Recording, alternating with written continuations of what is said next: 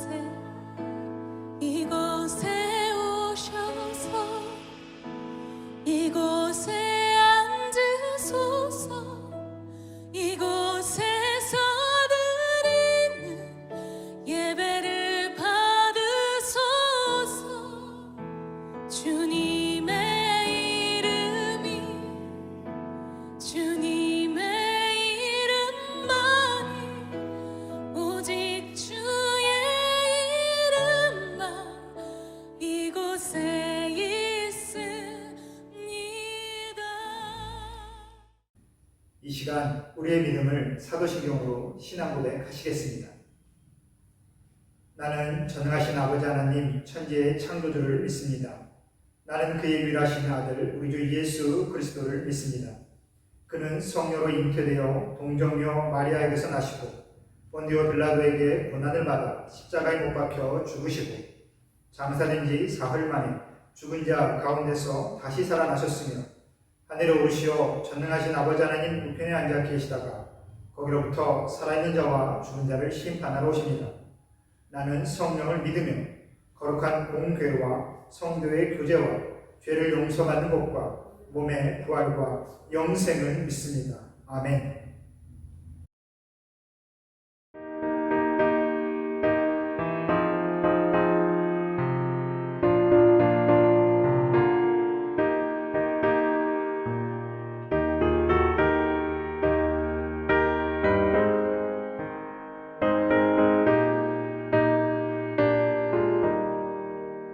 예수가 함께 계시니 시험이 오나 겁없네. 기쁨의 근원 되시는 예수를 위해 삽시다. 날마다 주를 섬기며 언제나 주를 기리고 그 사랑 안에 살면서 딴 길로 가지 맙시다.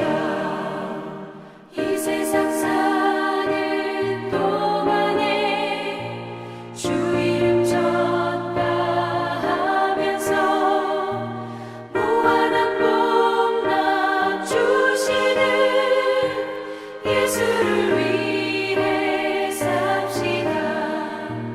날마다 주를 섬기며 언제나 주를 기리고 그 사랑 안에 살면서 딴 길로 가지 맙시다.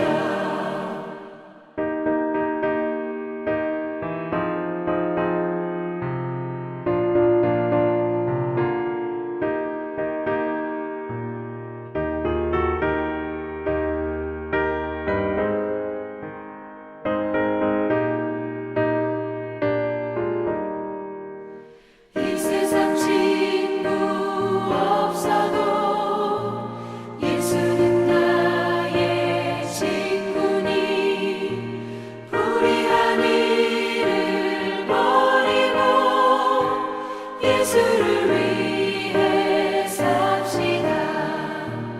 날마다 주를 섬기며 언제나 주를 기리고 그 사랑 안에 살면서 딴 길로 가지 맙시다. 주께서 심판하실 때 잘했다 칭찬하리니 이러한 상급 받도록 예수를 위해 삽시다.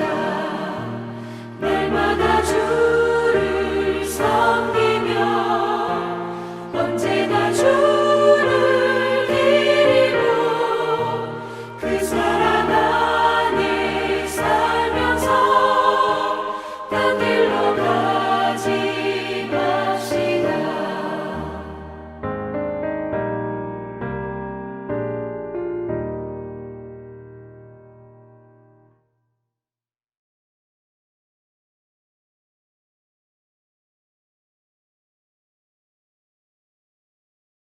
하나님 감사합니다. 심각했던 인도의 코로나 상황이 잦아들고 코로나 감염으로 고생하셨던 많은 분들도 점차 회복되어 소중한 일상으로 돌아올 수 있도록 치유의 은사를 내려주심에 감사드립니다. 이번 기회를 통해 건강과 안전의 중요함을 다시 한번 깨우치게 해주시고 주일마다 교회에 나와 함께 예배하고 교제하는 일상이 얼마나 값진 축복이었는지 마음속 깊이 감사함을 느끼는 기회가 될 수 있게 하옵소서. 대면 예배의 어려움으로 때로는 주님 믿는 마음과 주일 성소에 나태함이 있었음을 고백합니다. 잠시나마 주님께 소홀하고 세속에 묻혀 살아온 시간이 있다면 모두 용서해 주시고 다시 믿음으로 주님께 영광 돌리는 신앙생활 할 수 있도록 저희를 주관해 주시옵소서. 어느덧 차가운 겨울이 지나고 하루하루 따뜻한 봄의 기운과 함께 만물이 소생하는 계절이 오고 있음을 느낍니다. 지난 한 달여간 코로나 상황으로 어수선했던 일들을 정리하고 연초에 세웠던 계획과 마음가짐을 재점검하여 긍정과 희망으로 남은 한 해 이루고자 하는 모든 일을 차근차근 성취해 나갈 수 있도록 주님께서 인도하여 주시옵소서. 곧 있을 대통령 선거로 우리의 조국 대한민국이 분열과 갈등의 소용돌이에 빠져 있습니다. 국민들을 혹세무민하는 위정자를 가려낼 수 있는 지혜를 주옵시고 단순한 눈앞의 공약에 현혹되지 않고 앞으로 우리 아이들이 살아가야 할 세상에 올바른 시대정신과 장기적인 비전을 제시할 통찰력과 포용력 있는 합당한 지도자를 뽑을 수 있는 주님의 해안을 허락하여 주시옵소서. 사랑의 주님, 단위에 세우신 목사님께서 축복의 말씀 전하실 때 성령님 함께 하셔서 목사님 입술을 통해 선포된 말씀이 오직 하나님의 영광만을 나타내는 귀한 시간이 될 것을 믿습니다. 작은 교회에서 보이지 않게 수고하시는 성도님들 한 사람 한 사람을 기억해 주시옵고 인도에 머무는 동안 성도들 간의 진정한 사랑을 나누고 주님을 위해 헌신하는 마음에 더욱 큰 은혜를 더하여 주시기를 바라옵니다. 이 예배의 모든 영광 홀로 받아주시길 바라며 이 모든 말씀 살아계신 우리 주 예수 그리스도의 이름으로 기도합니다. 아멘.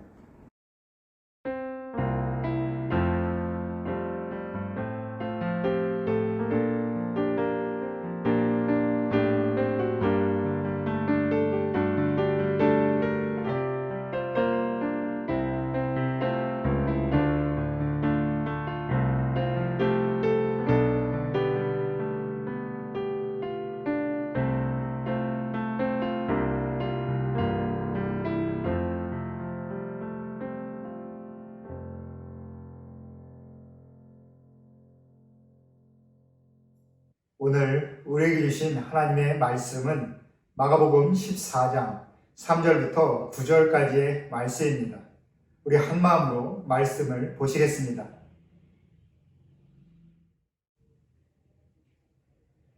예수께서 베다니 나병 환자 시몬의 집에서 식사하실 때에 한 여자가 매우 값진 향유 곧 순전한 나드 한 옥합을 가지고 와서 그 옥합을 깨뜨려 예수의 머리에 부으니 어떤 사람들이 화를 내어 서로 말하되 어찌하여 이 향유를 흡의하는가? 이 향유를 300데나리온 이상에 팔아 가난한 자들에게 줄 수 있었게도다 하며 그 여자를 책망하는지라. 예수께서 이르시되 가만두라. 너희가 어찌하여 그를 괴롭게 하느냐? 그가 내게 좋은 일을 하였느니라. 가난한 자들은 항상 너희와 함께 있으니 아무 때라도 원하는 대로 도울 수 있거니와 나는 너희와 항상 함께 있지 아니하리라. 그는 힘을 다하여 내 몸에 향유를 부어 내 장례를 미리 준비하였느니라. 내가 진실로 너희에게 이르노니 온 천하에 어디서든지 복음이 전파되는 곳에는 이 여자가 행한 일도 말하여 그를 기억하리라 하시니라. 아멘. 할렐루야. 이 예배의 자리에 오신 여러분들을 주님의 이름으로 축복합니다. 지난 한 주도 하나님의 은혜의 손 아래에서 평안을 누리셨기를 바랍니다. 언제나 어디서나 우리 주님의 그 손을 바라보며 그 손을 굳게 잡으며 주께서 이끄시는 그 삶의 길을 담대하게 가실 수 있는 여러분들 되기를 다시 한번 축복합니다. 저희 가정은 지난주 빅터의 가정에서 함께 저녁 식사를 했습니다. 그동안 사진으로 또 이야기로만 듣던 로건을 보게 되어서 참으로 기뻤지요. 특별히 저희가 그곳에서 머무는 4시간 동안 한 번도 쉬지 않고 자리에 앉지 않는 로건이를 보면서 들어가자마자 빅터가 했던 말, 목사님, 저희 가정에 블레싱이 필요합니다 라는 말의 뜻이 무엇인지 알게 되었습니다. 우리 로건이는 정말 에너제틱 하더라고요. 그러면서 저도 저희 딸 오니의 어린 시절을 다시 한번 되새겨보게 되었습니다. 여러분 혹시 자녀가 있으신 분들 아시겠지만 처음 자녀를 품에 안았을 때의 그 벅찬 감동은 이루 말할 수가 없습니다.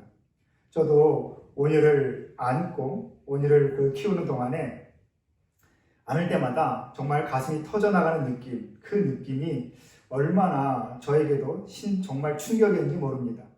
안고 있는데도 불구하고 더 안고 싶고 보고 있는데도 또 보고 싶은 그 마음, 그것은 연애 때와의 감정과는 정말 틀린 감정이었죠. 그러면서 이 품에 안고 있는데 제 안에 이 심장을 다 드러내고 오늘을 제 몸 안으로 이렇게 넣고 싶은 그러한 막 열망이 얼마나 들끓는지 모릅니다. 그 감동, 그 기쁨. 하지만 저도 곧 깨달았죠. 그 잠깐의 그 행복, 벅찬 감동을 위하여 그 이외에, 하루에 그 이외의 모든 시간을 제가 얼마나 수고해야 되는지, 저의 팔과 허리와 손목과 또 저의 시간과 저의 잠을 얼마나 포기해야 되는지 저도 금방 깨닫게 되었습니다. 물론 정말 쉽지 않은 시간이었죠. 그래서 주변 어른들이 말씀하시는 것처럼 한 3년만 버티자, 4년만 버티자, 그 마음으로 그 시간을 견디며 또 그렇게 뜨겁게 기뻐했던 것 같습니다. 그런데 그 시절을 되돌아보면, 지금도 되새겨보면 그때의 그 시간이 저에게는 삶의 깊은 흔적으로 남아있음을 고백합니다. 흘러가는 시간이 마치 선처럼 이렇게 객관적으로 보여진다면 저의 가족과 또 우리 딸과 함께했던 그 순간순간은 하나의 점을 넘어 깊이와 두께를 가진 아주 큰 의미로 제 삶에 그렇게 흔적을 남겼습니다. 그리고 그렇게 남겨진 삶의 흔적을 떠올릴 때마다 지금도 세상을 살아갈 활력과 또 힘을 얻는 것이지요. 저와 여러분에게는 그러한 삶의 흔적들이 쌓여 있습니다. 그것이 저희로 하여금 오늘도 한 걸음을 내딛게 만드는 것이죠. 그리고 우리의 믿음에도 그러한 흔적들이 새겨져 있습니다. 내가 주님을 알게 되었던 그때, 처음 교회를 나왔던 그때, 그리고 의미 없이 잘 모르고 그렇게 교회를 다니고 신앙생활 하다가 어느 순간 벅찬 감동으로 주님과 함께 했던 그때, 주님이 내 안에, 내가 주님 안에 있는 그 의미가 무엇인지를 깨달은 그때가 저와 여러분의 그 믿음의 시간 가운데 깊은 흔적으로 존재한다는 겁니다. 그리고 오늘 예수님께서는 우리의 신앙생활 가운데 정말 중요한 의미로 남겨야 되는 순간이 있음을 가르쳐주고 계십니다. 한 여인을 통해서 말이죠. 그 여인이 한 행동, 그 행위가 얼마나 주님께 기쁨이 되었는지 주님께서는 복음이 전파되는 모든 곳에서 이 여인의 이야기가 말하여지리라. 너희는 항상 되새겨라 라고 그렇게 당부하셨습니다. 그녀는 우리가 이미 잘 아는 향유 옥합을 깨뜨려 예수님의 머리에 부은 바로 마리아입니다. 오늘 말씀 보시면 식사의 자리가 우리의 눈앞에 펼쳐지고 있습니다. 이 식사의 자리는 사실 굉장한 기쁨과 위로와 축하, 축복의 자리였지요. 나병 환자 시몬의 집에서 베풀어진 이 잔치는 시몬의 그 치유를 축하하는 자리이기도 하고, 또한 나흘 동안 무덤에 있다가 예수님의 부르심에 따라 다시 생명을 얻은 나사로의 그 부활을 축하하고 축복하고 감사하는 그 자리이기도 했습니다. 그래서 그곳에 모인 사람들은 주님과 아주 가까운 사람들, 삶을 같이 나누는 진심을 나눌 수 있는 사람들이었다라는 겁니다. 여러분, 모든 식사의 자리가 다 기분 좋은 것만은 아니죠. 내가 정말 마음을 터놓고 나의 기쁨을 아무런 계산 없이 나눌 수 있는 그러한 사람들과 함께하는 식사의 자리가 우리에게 정말 기분 좋은 식사의 자리가 아니겠습니까? 이러한 기쁨의 식사의 자리에서 이 여인이 갑자기 들어와 아주 귀한 향유 옥합을 떼어 그 향유를 예수님의 머리에 붓습니다. 이 향유에 대해서 한번 생각해 볼까요? 이 향유는 지금으로 말하면 자타만시 오일이라고 혹시 들어보셨습니까? 이곳 인도에서 생산되는 아주 좋은 오일이다라는 것이죠.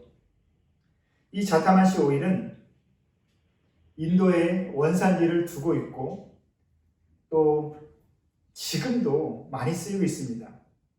그런데 이스라엘의 풍습에는 이 향유를 모아서 여인의 지참금으로 결혼할 때 보내는 관습이 있었습니다. 그렇기 때문에 이 향유라는 것은 그 여인에게 있어서 자기 집안의 부와 또한 자신의 가치를 의미하는 것이죠. 향유가 비싸고 더 양이 많을수록 가치가 뛰어날수록 이 여인의 가치가 그만큼 높아지는 겁니다. 그래서 딸아이가 어렸을 때부터 그 향유를 모으기 시작하고 그리고 이 여인이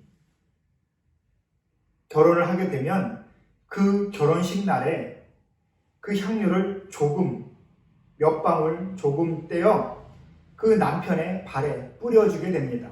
그래서 그 남편과 함께 살아가는 그 삶의 길이 늘 향기로운 그 축복, 행복의 길이 되도록 그렇게 많은 사람들이 축복하고 함께 보는 것이죠. 그리고 그 향유를 많이 쓰고 허비할수록, 많이 쓸수록 그 집안의 부요함이 사람들에게 드러났던 것입니다. 그리고 오늘 말씀 보시면 오늘 이 여인이 마리아가 깨뜨린 이 향유는 300데나리온 정도의 가치를 지녔다라고 합니다. 노동자의 보통 성인 남성의 1년치 연봉에 해당하는 값어치라고 하니까 지금으로 따지면 한 수천만 원 되겠지요. 그런데 이 여인이 아무런 계산 없이 주정 없이 이 향유를 완전히 옥합을 깨뜨려 이 전부를 예수님께 부어 드립니다. 얼핏 보기에는 굉장히 아름다운 장면이죠. 그 귀한 향유를 뿌려서 예수님의 머리에 뿌리고 자신의 머리털로 그 향유를 발라 예수님의 발을 닦아드렸다는 겁니다. 아마 예수님의 온 몸을 향유로 덮은 것이죠. 아마 그곳에 있는 그 집 안이 그 향기로운 냄새로 아마 넘쳐 흘렀을 것입니다.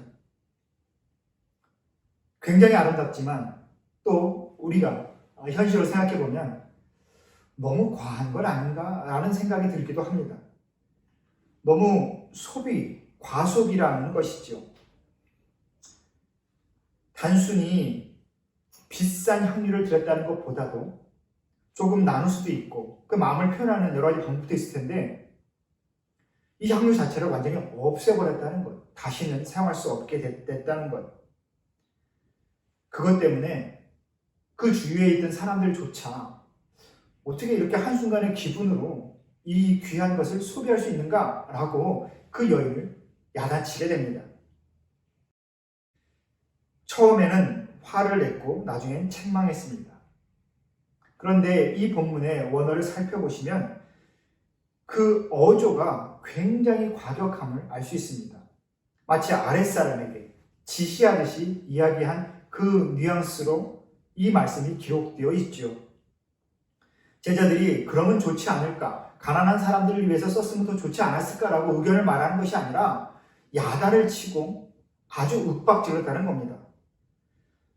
정말 좋은 곳에 쓰지. 너 한순간의 기분으로 왜 이 귀한 거를 다 허비해버리냐. 야, 얼마나 많은 사람들에게 도움을 줄 수 있는데. 여러분, 저와 여러분이 그 자리에 있었다면 저희도 아마 제자들처럼 반응하지 않았을까 싶습니다. 만약에 여러분 조금 다른 이해가 될 수도 있고 꼭 맞는 예인지도 모르겠지만 저희가 이제 부활절을 지내고 추수감사절을 지내고 어떠한 행사를 지냈을 때 어떤 집사님이 아주 귀한 향수를 가져와서 프랑스 파리에서 가져온 아주 명품 향수 몇백만 원, 몇천만 원짜리 향수를 가져와서 저희 그 예배실을 다 뿌렸다고 생각해 보십시오.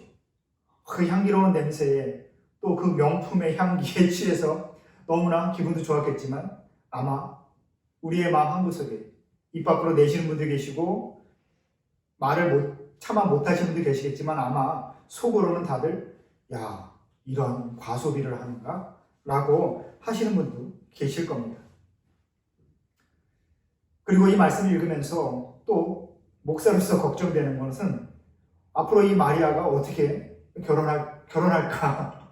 지참금도 없이, 이 향유도 없이, 그리고 이 귀한 것을 허비했으니 이 살림이 어려워지지 않을까? 조금 참지라는 생각도 인간적으로 드는 건 사실입니다. 우리는 이 본문을 읽으며 늘 거룩한 낭비, 거룩한 소비에 대해서 이야기하지만 단순히 거룩함이라는 것으로 덮기에는 이 현실의 삶이 정말 너무 마음이 쓰이는 것은 사실입니다. 그런데 우리 주님께서 이때 어떻게 반응하시는가 우리가 봐야 되겠습니다. 예수님께서는 마리아를 말리신 것이 아니라 제자들을 말리십니다. 마리아를 가만둬라. 왜 그녀를 괴롭게 하느냐. 그는 정말 좋은 일을 한 것이다 라고 그렇게 말씀하십니다. 그러면서 제자들이 과한 소비를 했다라고 말하는 그 근거, 가난한 사람들을 위해서 썼으면 더 좋았을 텐데 라고 말하는 그 말에 대해서 주님은 가난한 사람들은 언제든지 우리 주변에 있어서 늘 도울 수 있지만 나는 너희들과 언제나 늘 함께 있을 수 없다. 그렇기 때문에 지금 이 순간 마리아의 행동은 의미가 있는 것이다 라고 가르쳐 주시지요. 그리고 이 세상 어디에서나 복음이 전파되는 곳이라면 이 이야기가 전해져야 된다. 너희는 전해라 라고 당부하십니다. 여기서 가장 중요한 말씀은 무엇이냐? 마리아의 이 섬김, 드림이 주님께 정말 좋은 일이라는 것입니다. 주님께 정말 좋은 일이라는 것. 이 표현을 성경의 다른 곳에 쓰인 곳이 있는가 한번 찾아보시겠습니까? 주님께서 직접 나에게 정말 이것은 좋은 일이다 라고 말씀하신 그 본문 말입니다. 제가 찾아보기에는 다른 본문은 없는 것 같습니다. 우리가 감히 인간이 어떻게 주님을 도울 수 있겠습니까? 모든 것을 창조하시고 주관하시는 분한테 우리가 세상 그 무엇으로 더 좋게 할 수 있을까요? 그런데 오늘 보시면 복음과 함께 늘 전해져야 되는 그 사건으로 이 일이 정말 좋은 일이라는 것, 의미 있고 가치 있고 하나님께서 함께 하시는 일이라는 것을 주님께서 말씀하십니다. 그리고 또 이렇게 말씀하시죠. 이것은 나의 장래와 관련이 있는 것이다 라고 말입니다. 이 말씀은 예수님께서 돌아가신 이후 실제로 장례를 치르게 되었을 때에 이 말씀이 더 확실히 제자들에게 이루어지게 됩니다. 예수님께서 십자가에서 달리신 이후에 죽으셨고 그리고 그 시신은 원래 장례를 치를 수 없었습니다. 당시의 십자가 형벌은 국가에 큰 반역을 한 사람을 처형하는 아주 심한 최고의 형벌이었습니다. 로마의 황제에게 국가의 반란, 민족을 선동하고 사람들을 선동하여 사회를 혼란시키되 온 나라를 뒤흔들 만한 아주 큰 반란을 행한 사람들, 그리고 많은 사람들에게 혼란을 주고 소동케 한 사람들, 도저히 그냥 넘어갈 수 없고 어떠한 개인이나 소수가 아닌 아주 큰 이 사회에 악한 영향을 끼친 사람들을 매다는 형벌이 바로 이 십자가였다라는 겁니다. 그래서 십자가 형벌에 달려서 죽은 죄인은 그 시체를 십자가에서 내릴 수가 없었습니다. 새가 쪼아 먹든지 나중에 그 기둥이 쓰러져서 짐승들이 다 시체 뜯어 먹든지 그냥 시신이 그렇게 없어지게 만드는 것이죠. 아무도 관여하지 못하게 법으로 금지되어 있었습니다. 근데 그때에 아리마대 요셉이라는 공회원이 나타나서 간청을 하여 그 시신을 넘겨받습니다. 그리고 무덤 안에 안장하지요. 그리고 그 다음 날에 장례를 치르기 위하여, 장례는 실제로 못하지만 그 시신에 향유라도 바르기 위하여, 장례의 풍습을 지키기 위하여 이 마리아와 여인들이 이 주님을 찾아가게 되지요. 그런데 우리가 이미 알지만 그 무덤을 열었을 때에 그 무덤 안에 예수님은 안 계셨습니다. 이미 부활하셔서 세상 가운데 나아가셨죠. 결국 예수님의 장례를 치르고 나서 그 장례의 풍습대로 향유를 바를 수 있는 그 순간이 없었다라는 겁니다.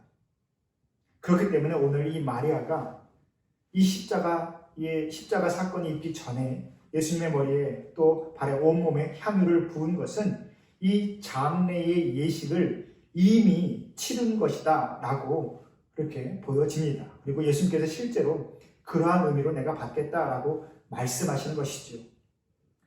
물론 마리아가 실제로 이 모든 사건을 알고 이 일을 예비한 것은 아닐 겁니다.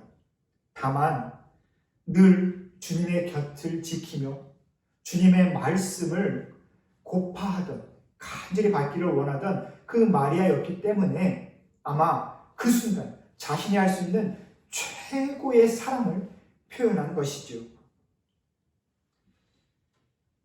그렇지만 그럼에도 불구하고 이 순전한 나드 한 옥합을 전부 깨뜨려 드린 것은 분명히 과한 것이긴 맞습니다. 당사자가 아니면 과한 것이지요. 그런데 여러분 한번 이렇게 생각해 보시겠습니까?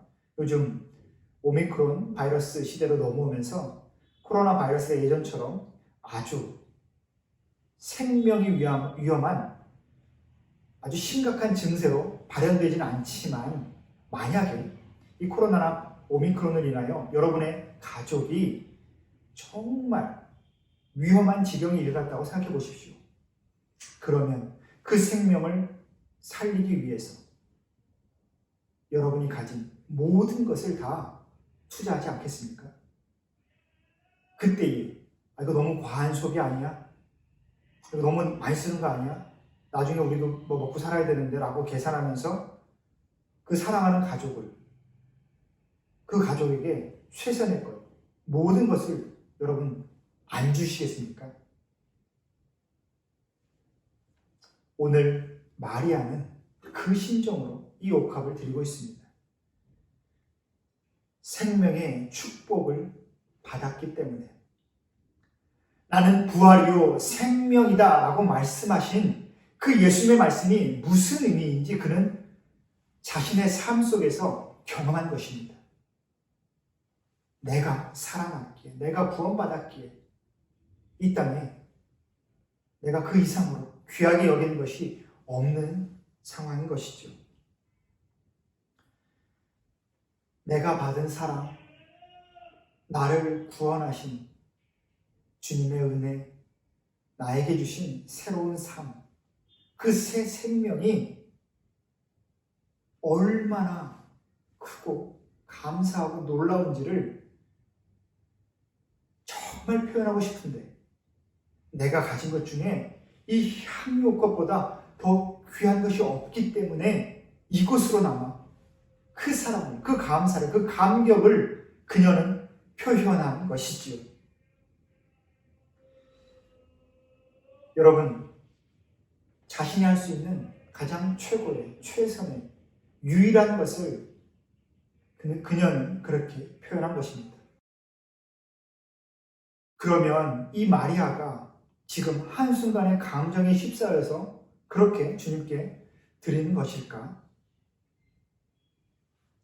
우리가 성경의 이야기를 찾아보면 이 마리아이라는 이 여인에게는 늘 그러한 삶의 모습이 있었음을 알 수 있습니다. 좋은 일을 하였다라는 것. 여러분 누가복음 10장에 보시면 자매가 나오는데 마르다와 마리아가 주님께서 집에 오시는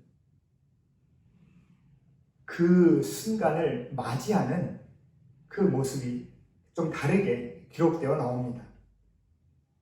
주님께서 집에 들어오셨는데 동생인 마리아는 주님의 발치에 앉아 주님의 말씀을 듣고 있고 언니인 마르다는 주님께 무엇라도 대접하기 위해서 열심히 부엌에서 음식과 여러 가지 것들을 준비합니다.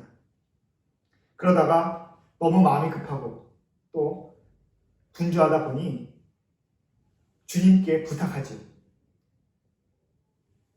주님 발치에 앉아서 주님의 말씀만 듣고 있는 이 마리아를 조금 저에게 가서 일 좀 도우라라고, 이 마리아에게 좀 말 좀 해주세요 라고 그 마르다가 부탁합니다. 그때에 주님께서 뭐라고 말씀하십니까? 몇 가지만 하든지 혹은 한 가지만이라도 족하니라. 마리아는 이 좋은 편을 택하였으니 빼앗기지 아니하리라.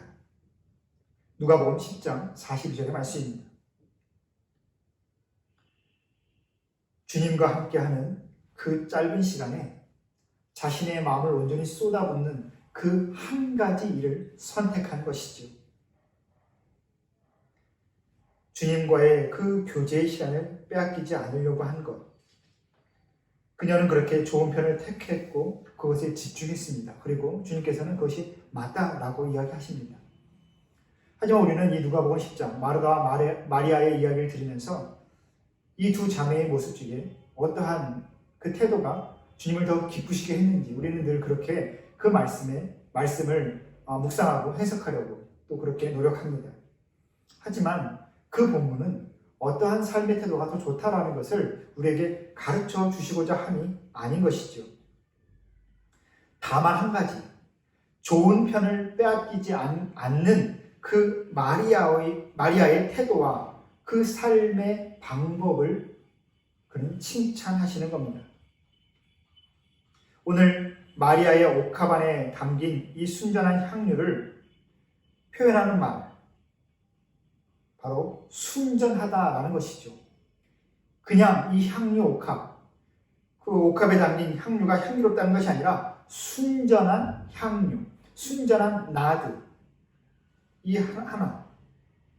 여기서 이 순전하다라는 그 말의 원어는 피스티코스라고 하는데 순수하다, 갈라지지 않았다, 한 가지 방향으로 충성되다라는 의미를 지니고 있는 단어입니다.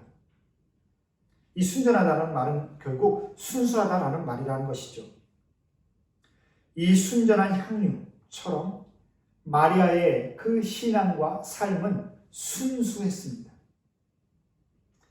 여러 가지 것에 마음을 빼앗겨서 마음만 바꾸고 생각만 많은 것이 아니라 가장 좋은 것 한 가지만을 택하는 순수함이 있었다는 겁니다. 나에게 정말 좋은 것, 하나님께 정말 좋은 것, 우리 예수님께서 가장 기뻐하시는 것, 그 한 가지, 가장 좋은 것을 그녀는 선택했고 그것에 집중했고 그것에 헌신했습니다. 그리고 그 모습을 우리 주님은 귀하게 보신 것이죠. 지금 오늘 본문의 이 상황에 여러 사람이 그곳에 있습니다.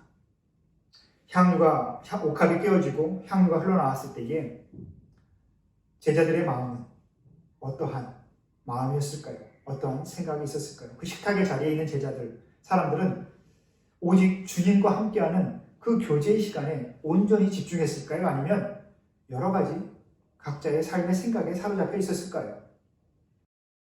아마도 그들은 여러 생각이 있었을 것입니다. 분명히 그들은 그 시대의 다른 사람들보다 예수님을 택하고 따르고 자신의 삶의 방향을 맞추었지만 순간순간 온전히 주님의 생각으로 가득 차기보다는 순간순간 살아가기 위한 그 삶의 분주함 가운데 여러 생각이 왔다 갔다 했을 것이다 라는 것이죠.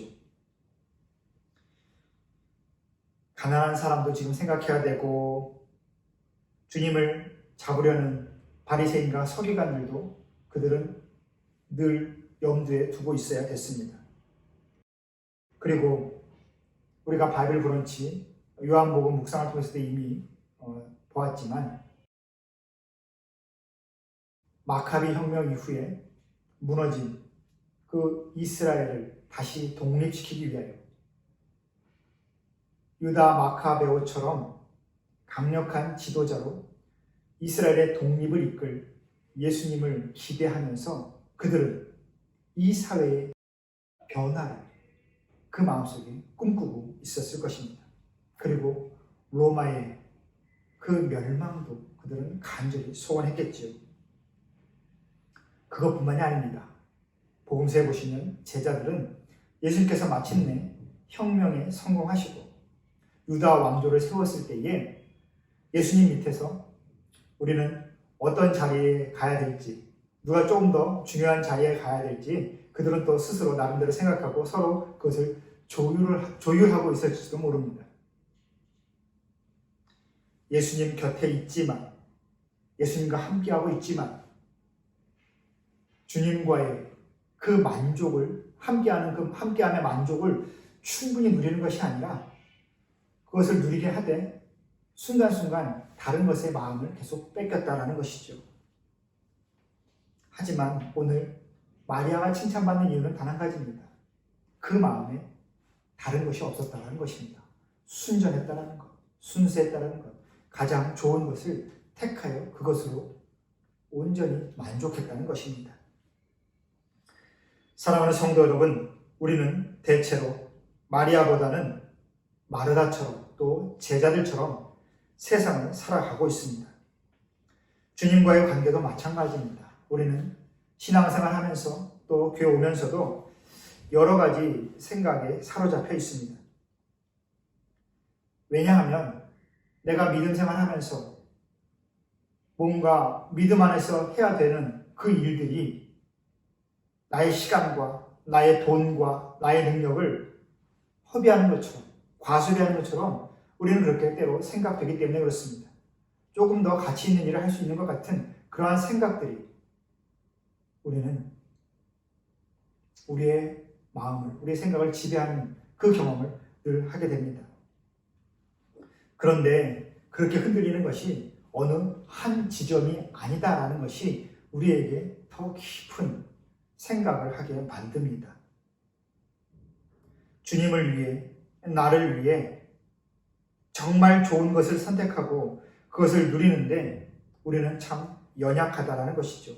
여러분, 예배를 드릴 때에 여러분의 마음, 여러분의 생각이 온전히 순전하게 지금 있으십니까? 매일 묵상하고 계십니까?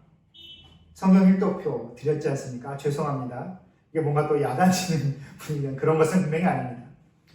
저와 여러분에게 다시 한번 일깨우기 위함입니다. 성경을 읽고 기도하고 우리는 주님을 만날 수 있는 시간이 분명히 늘 있습니다. 중요한 업무가 있고 어떠한 사건이 있어도 아니죠.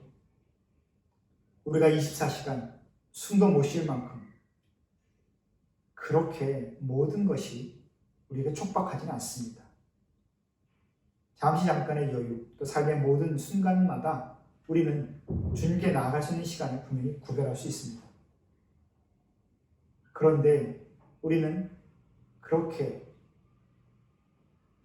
주님의 말씀에 마음을 쓰고 예배의 자리에 나오고 믿음의 사람들과 함께 교제해야 되는 그 모든 순간을 때로 가치가 낮다라고 여깁니다. 이때 이렇게 예배의 시간 쓰는 것보다, 말씀을 읽는 이 시간보다 좀 더 가치 있는 일을 내가 할 수 있지 않을까? 나에게 좀 더 중요한 일 할 수 있지 않을까? 그래서 그러한 생각이 틈타면 우리는 예배의 시간이 지루합니다. 설교가 지겹고 지루하고 늘 똑같고 기도의 시간이 너무나 아깝죠. 시간 보면서 나 5분만 기도할까? 나 너무 오래 기도한 것 같은데 늘 나는 삶의 모든 자리에서 주님 사랑합니다 고백하니까 내 따로 시간을 뺄 필요 있나? 좀 쉬지. 그러다 보니 여러분 우리는 하나님을 오래 믿어왔지만 하나님을 깊이 누린 만족의 경험이 없는 것입니다. 그리고 때로는 그 경험이 있다 손 치더라도 너무나 많은 생각이 너무나 오랜 세월 동안 덮이다 보니 그 경험, 그 만족이 잊혀지게 되는 것이죠. 그렇기 때문에 여러분 우리는 우리의 믿음에 새겨진 그 깊은 은혜의 흔적을 다시 한번 되새겨내야 됩니다. 과거를 회상하며 과거의 얽매이자라는 말씀이 아니라 그 믿음의 흔적, 주님과 함께했던 그 감격의 순간이 우리로 하여금 믿음의 제자리로 돌아오게 만드는 계기가 되기 때문입니다. 그리고 아직 그러한 경험이 없다면 여러분 주님과의 교제의 시간, 가장 좋은 것을 택하여 마리아처럼 주님 곁에 머물러 있는 그 용기가, 그 결단이 우리에게 필요한 것입니다. 우리의 신앙은 결국 한마디로 하나님과의 관계입니다. 어떠한 방식으로 하나님과의 관계를 맺고 살아가느냐, 그리고 그것을 얼마나 누리고 경험하느냐, 그것이 우리의 믿음의 흔적이죠. 그리고 그것이 우리의 신앙이고 우리의 구원의 은혜입니다. 하나님과의 관계가 온전할 때 하나님은 우리를 의롭다라고 인정해 주십니다. 그리고 그 관계를 충분히 누려갈 때에 우리는 비로소 만족감을 느낄 수 있습니다.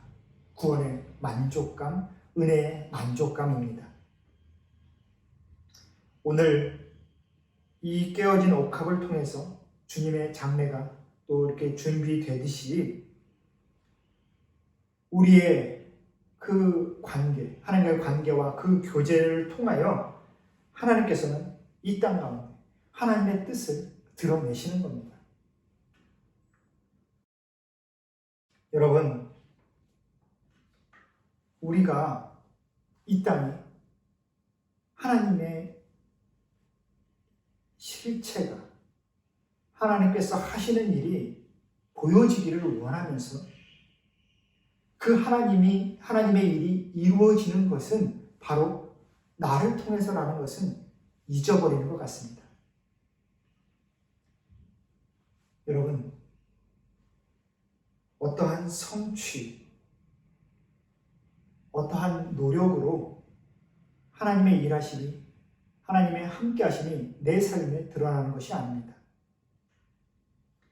하나님과의 관계를 통해서 하나님의 일하심이 또한 이 땅에 하나님의 구원이 임하는 놀라운 은혜의 역사가 그렇게 이루어져 가는 것입니다. 하나님과의 관계가 온전해지는 바로 우리를 통해서 말입니다. 여러분, 가난한 사람을 구제하는 것이 더 우선이다라고 제자들이 이야기합니다. 선행, 구제. 여러분, 그것조차도 하나님과의 관계가 우선되지 않으면 아무런 가치가 없는 것입니다. 모든 것은 하나님의 사랑 안에서, 하나님과의 그 관계 안에서 준비되어지고 그것을 통해서 이루어져야 됩니다. 그때에 같은 일이라도 하나님의 은혜가 담기고 하나님 나라의 결실이 맺어지는 역사가 그곳에서 이루어지는 것이죠. 내가 내게 있는 모든 것으로 구제하고 또 내 몸을 불사르게 내줄지라도 사랑이 없으면 내게 아무 유익이 없느니라. 구제도 곧 사랑이다 라고 우리는 생각하지만 사도 바울은 분명히 이야기합니다. 사랑이 없으면 모든 선행이 가치가 없다. 왜? 바로 그것은 인간의 마음과 생각과 계산이 담기기 때문에 그렇습니다. 여러분, 인간은 남을 도울 때조차도 온전한 사랑의 마음으로 서기가 어렵습니다. 이게 무슨 말이냐? 우리가 사랑이 얼마나 무능력하냐라는 것이죠. 남을 향하는 선행, 도움, 나에게 뭔가 피드백이 될 것, 또 나에게 뭔가 정립이 될 일이 아니면 우리가 쉽게 그 선행을 하기가, 도움을 주기가 어렵다는 겁니다. 그리고 온전히 나의 마음에, 나의 생각이 동기가 되어 어떠한 선행을 했더라도 그 선행의 결과가, 구제의 결과가 내 마음에 들지 아니하면 우리는 마음의 상처를 받고 또한 다음에 다시 그 선행을 하기가 어려워집니다. 그래서 우리는 계산하지. 어떠한 결과, 어떠한 피드백, 또 내가 도운 만큼, 내가 저 사람에게 준 만큼 저 사람이 내가 원하는 결과를 얼마나 보여주느냐, 우리는 그것을 따지게 되는 겁니다. 그래서 우리의 사랑, 세상의 휴머니즘적인 사랑에는 늘 결과가 중요한 것입니다. 그런데 우리 믿음의 선행은 내가 받은 하나님의 사랑, 내게 주신 구원의 은혜가 전제가 되어 받은 대로, 대가 없이, 공로 없이 받은 대로 그저 나는 흘려보내는 것이기 때문에 하나님과의 관계가 온전할수록 우리의 선행은 그 결과를 따지지 않습니다. 오직 이 일을 통하여 하나님께서 받으실 그 영광과 앞으로 이 땅에 이루어질 하나님 나라의 은혜의 역사만이 우리의 관심을 끌게 되는 것이죠.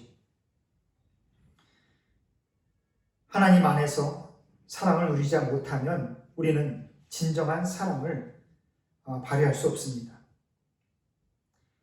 먼저 받아서 누려야지만 우리는 사랑을 표현하고 전할 수 있다는 겁니다. 하나님의 사랑 안에서 다른 사람을 사랑하는 것, 그것이 바로 사랑의 진정한 계명입니다. 사랑하는 성도 여러분, 저와 여러분 지금 사랑에 빠져 있다고 확신합니다. 하나님을 사랑하며 살고 있고 또 하나님의 사랑을 받고 있습니다. 예수님도 우리를 그렇게 사랑해 주셨습니다. 우리 예수님의 삶 전부가 담긴 그 육신을 다 깨뜨려 그 모든 생명을 이 땅에 흘려 보내주셨습니다. 그리고 그렇게 그 생명을 받은 우리는 성령 하나님으로 인하여 지금도 하나님을 찾고 찾으며 하나님 앞에 우리의 마음을, 사랑을 순전하게 드리고 있습니다. 그러니 여러분, 이 세상은 우리에게서 그 사랑의 만족을 보아야 됩니다. 이 세상이 우리 기독교인에게 요구하는 것은 바로 그것입니다. 너희가 받은 그 사랑에 만족하는 모습을 이 땅에 보여달라는 겁니다. 받은 사랑에 만족하는 것. 이 땅에 누구든지 자신이 사랑하고 싶을 때 할 수 있는 만큼, 사랑하고 싶은 만큼 사랑하는 그 모습이 아니라 하나님께 받은 그 사랑의 모습에 만족하는 그 모습, 감격하는 그 모습으로 이 땅에 그 사랑을 드러내는 그것을 이 땅의 사람들이 보고 싶어 한다는 겁니다. 나는 그리스도로 옷 입었고 하나님의 사랑받는 자녀입니다. 그것은 우리의 말이 아니라 우리 얼굴과 표정에서 흘러나와야 합니다. 우리가 누리는 충만한 사랑이 우리가 만나는 모든 사람들에게 전해져야 된다는 것이죠. 그래서 우리는 예배를 드리면서 지난 한 주의 삶의 모습이 어떠했는지 그렇게 돌아보는 것입니다. 여러분, 세상에 감출 수 없는 세 가지 들어보셨습니까? 가난과 기침과 사랑, 이 세 가지는 감출 수 있는 것이 아니다라고 이야기를 합니다. 여러분, 이 사랑, 주님과의 관계에 있어서 가장 좋은 것을 택하고 그리고 그것을 누리고 있으면 빼앗기지 마시기를 바랍니다. 깊은 그 은밀한 사랑의 그 경험이 여러분의 삶에 깊은 흔적이 되어 앞으로 여러분들이 살아가는 평생의 시간 동안 새로운 힘과 새로운 활력을 더해 줄 것입니다. 빈센트 반 고흐가 자신의 동생 테오에게 보낸 편지 글 중에 이러한 글이 있습니다. 한번 읽어드리겠습니다. 내가 나 자신에게 하는 말을 내게 들려주고 싶다. 지금은 그 어느 때보다도 행동해야 할 때이다. 에너지가 차올랐다. 그러니 쟁기를 손에 잡아라. 우리는 강해짐으로 강해질 수 있고 믿음으로 믿음을 배울 수 있고 사랑함으로 사랑을 배울 수 있다. 여러분, 삶은 한 걸음을 내딛는 것입니다. 내가 가보지 않았지만 알 수 없지만 용기를 내어 한 걸음 내디딜 때 그것은 바로 나에게 현실이 됩니다. 믿음의 현실이라는 것은 가능성 있는 그 미래를 내가 신뢰하고 불확실함 가운데 담대함으로 나아가는 겁니다. 여러분, 이번 한 주도 그 믿음의 한 걸음을 나아가시고 여러분의 삶에, 여러분의 믿음에 은혜의 흔적을 남기시기를 바랍니다. 그리고 그 은혜의 역사가 여러분이 계신 모든 자리에서 온전히 드러나기를 다시 한번 축복합니다. 사랑하는 성도 여러분, 오늘도 하나님의 샬롬을 전합니다. 우리 함께 기도하겠습니다.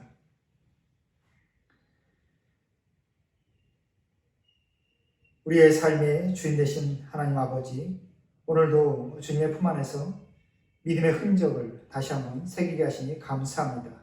오늘 주신 그 말씀을 기억하며 우리의 생각과 우리의 마음과 삶의 모든 자리에서 순전함을 회복할 수 있도록 주님 도와 주옵소서.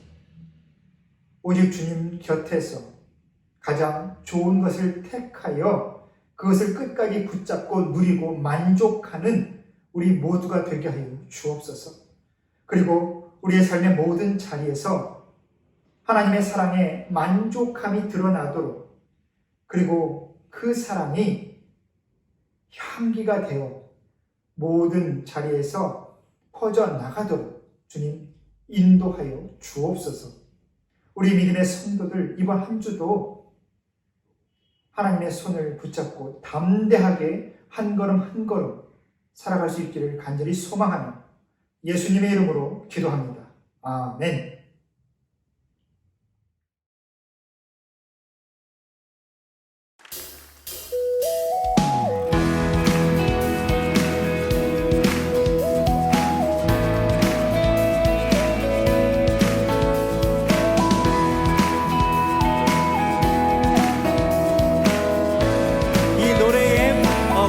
기억하시면서 우리들의 다양한 속삶의 자리 그 가운데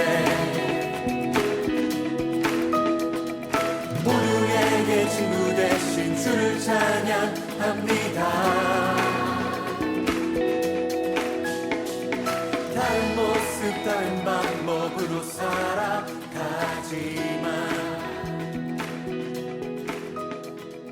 이곳에서 하나 되어 주를 사랑과 은혜가 많으신 하나님 아버지, 오늘도 주님의 사랑 안에 거하며 그 사랑의 기뻐함을 주님 앞에 믿음으로 드리게 하여 주시니 감사합니다. 삶의 만족과 기쁨이 드려지는 이 시간, 주님, 우리의 마음의 깊은 곳까지 살펴주시고 오직 주님 앞에 가장 순수한 모습으로 정직한 영으로 회복될 수 있도록 주님 함께하여 주옵소서. 특별히 이 시간 삶에서 얻은 모든 풍요함을 주님께 감사함으로 드리며 주께서 주신 그 은혜에 만족함으로 그 기쁨을 표현하는 성도들이 있습니다. 귀한 예물을 드리는 그 성도들의 손을 기억하여 주시고 그들이 수고하는 모든 삶의 자리에서 하나님께서 예비하신 푸른 풀밭과 쉴만한 물가를 허락하여 주옵소서. 이른 비와 늦은 비, 삶의 모든 자리에서 경험하는 그 상황들이 온전히 주께서 역사하시는 시간임을 우리가 기억하며 어떠한 순간에서든지 주님의 일하심에 믿음으로 깨어 함께할 수 있는 우리 모두가 되게 하여 주옵소서. 우리가 살아가는 모든 자리에서 하나님을 경험하고 만족할 수 있는 한 주가 되기를 간절히 원할 때에 예수님의 이름으로 기도합니다. 아멘.